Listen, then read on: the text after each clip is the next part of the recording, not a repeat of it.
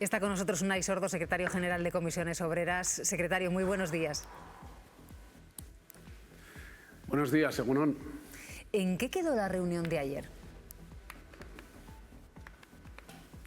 Bueno, en un diagnóstico compartido sobre la situación y sobre los riesgos que hay en el cortísimo plazo y en ir manteniendo otros encuentros para ir escalando las medidas que se tomen en función de la evolución de la guerra, de la duración y de si esta escala o no. Ahora mismo el impacto es básicamente sobre los precios de los carburantes, aunque alguna cosa habría que decir sobre eso, pero si esto se mantiene, pues lógicamente la subida de precios va a afectar a otros productos de la cesta de la compra y ahí hay que intervenir de forma consecutiva, ¿no? En su opinión, para atajar esta crisis, ¿qué debería aprobar primero el Gobierno para proteger empleo, energía, transportes, la renta de las familias? Bueno, lo primero que hay que decir es que España afortunadamente no tiene un riesgo de corte de suministro energético. En segundo lugar, que hemos reducido bastante la dependencia tanto del gas y del petróleo que pasa por el estrecho de Hormuz, que básicamente es irrelevante en la economía española.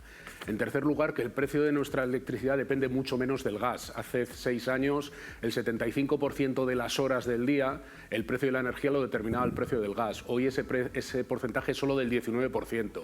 Y esto tiene mucho que ver con el impulso de las energías renovables. Yo creo que esto es bueno decirlo porque estamos ganando soberanía y autonomía energética y esto es clave en estos momentos, ¿no?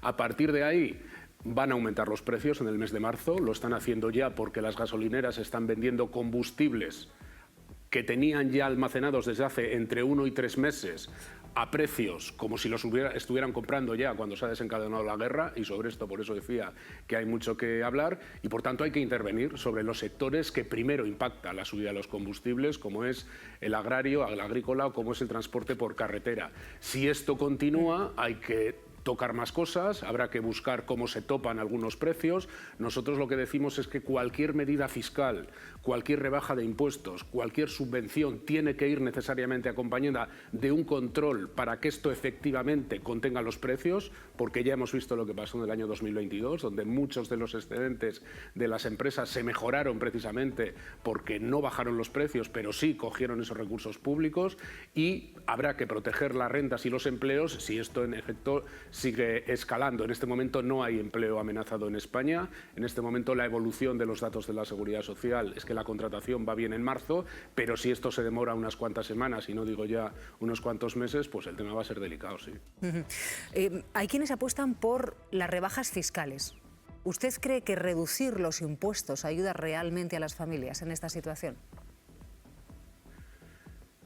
Reducir los impuestos no necesariamente reduce los precios. Lo hemos visto hace 4 años. Reducciones del IVA han sido perfectamente compatibles con mantener los precios exactamente igual. ¿Qué es lo que mejora esa reducción de impuestos? Los excedentes de las empresas, los beneficios de las empresas.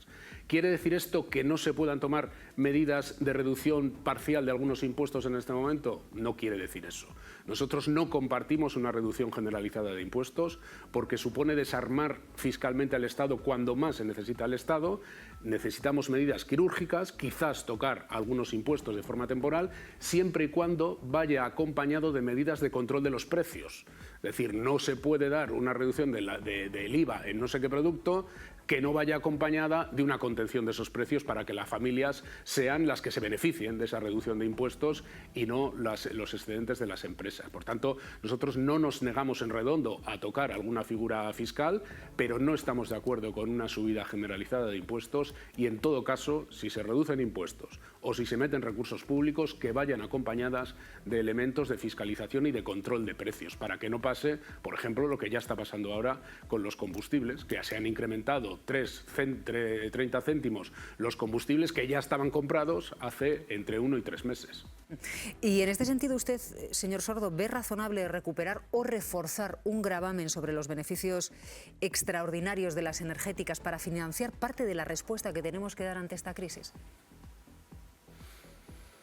A mí me parece perfectamente razonable que empresas que cuando hay incrementos de costes incrementan todavía más sus beneficios, esos beneficios se graven para ayudar al conjunto de la población. Me parece perfectamente razonable. Dicho esto, en este momento de lo que se trata es de evitar la escalada de precios. Creo que ese debe ser el primer objetivo, y creo que España algunas cosas ha hecho ya en ese terreno.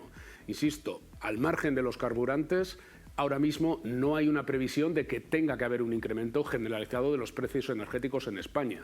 Y esto es fundamental para que no incrementen los costes de las familias y para que no incrementen los costes de las empresas. Esa me parece que en este momento es la clave. Y luego ir previendo escenarios. Si hay un incremento de los precios, puede haber un incremento de los tipos de interés que puede afectar a las hipotecas o a los alquileres. Ahí también habrá que intervenir. Es decir, hay que ir situando todos los escenarios y ver cómo evolucionan las cosas. Pero yo estaría de acuerdo con un gravamen para las empresas que encima se beneficien de estas situaciones de crisis, que sirvan para dar cobertura a la gente que peor lo va a pasar si esto se alarga, ¿no? Unai Sordo, gracias por habernos acompañado esta mañana. Venga, Silvia, hasta luego, agur.